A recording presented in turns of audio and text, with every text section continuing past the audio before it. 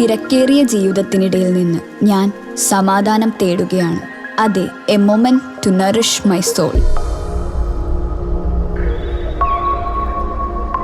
ആരോഗ്യത്തിനൊപ്പം സൗന്ദര്യവും.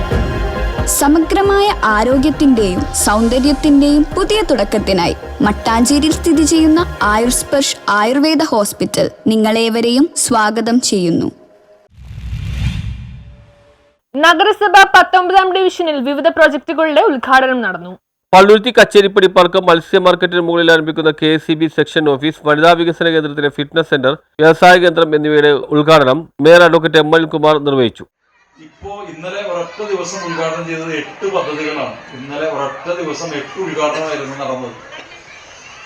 എനിക്ക് തോന്നുന്നു ഇവർ പറഞ്ഞ പോലെ തന്നെ ഒരു മേയർക്കും അത്രയും വലിയൊരു ഭാഗ്യം ഉണ്ടായിട്ടുണ്ട് എന്ന് എനിക്ക് തോന്നുന്നില്ല. പക്ഷേ ഇത്രയധികം ഉദ്ഘാടനം ചെയ്തിട്ട്